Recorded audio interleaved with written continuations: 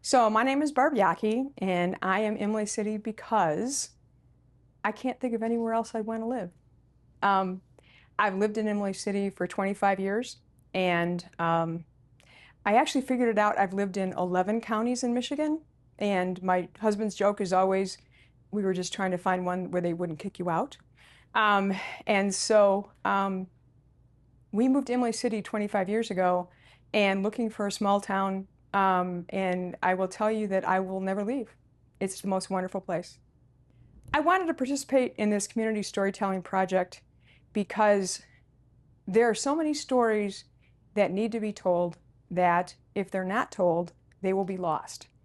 Um, I'm going to give you an example from my family, strangely enough. So I had a great uncle who was kidnapped by the Purple Gang when he was 7.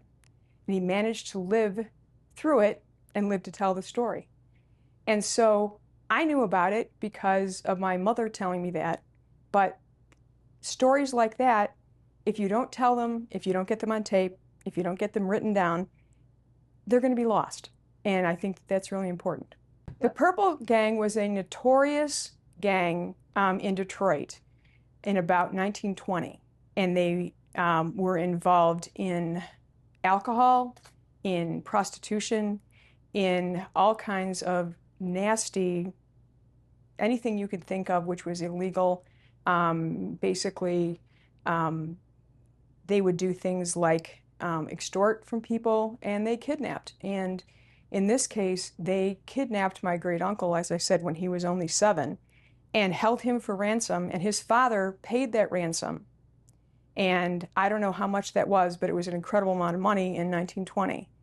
And strangely enough, as a lawyer, I figured out years later when I was doing some research on something else that that little boy actually testified and was able to get members of the Purple Gang convicted.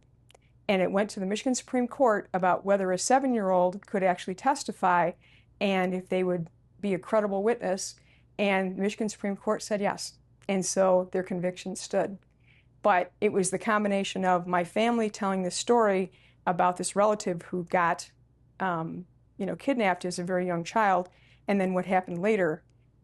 But I guess my point is that if that story doesn't get told in some way or shape or form, it frankly will probably get lost with my generation.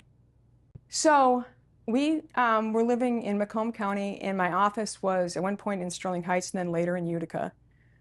And so we moved to Imlay City in 1999, and my office still remained in Macomb County for many years.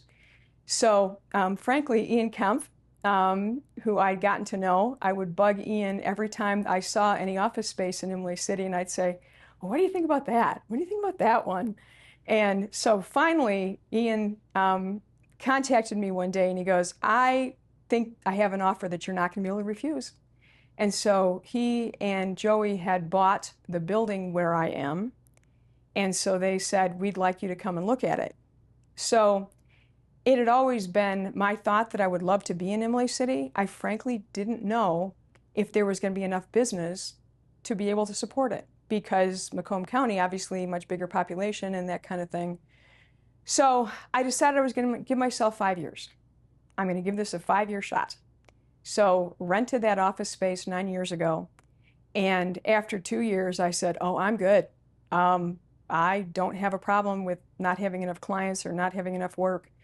And so I then eventually shut down that office in Macomb County. And what I kept doing for a long time was driving up and down M53, every day. And that got old. And it was also, having practiced all over the state of Michigan and courts all over, I will tell you that practicing in Lapeer County is different. You do get to know the other attorneys. You get to know the judges. And,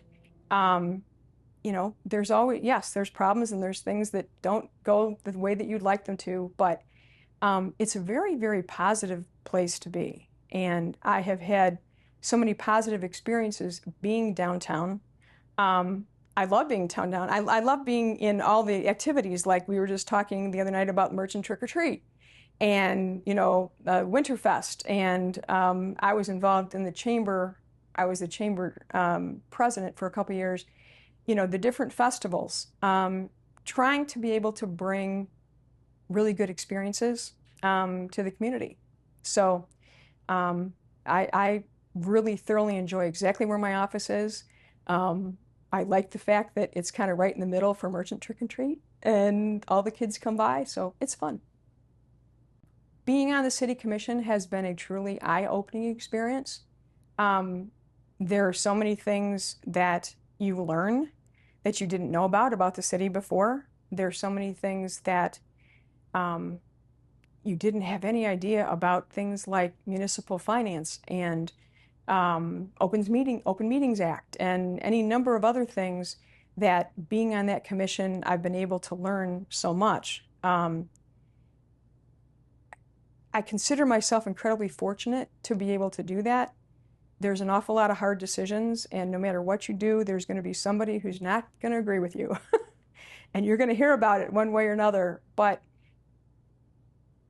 I will go back to something that Ian Kemp told me right before I was about to get on the city commission, which was, you know, you're going to make a whole lot of hard decisions. You're going to make a lot of things that some people aren't going to be happy with. But as long as you just do the right thing in your mind, in your heart, that you're doing the right thing, it's all going to be okay.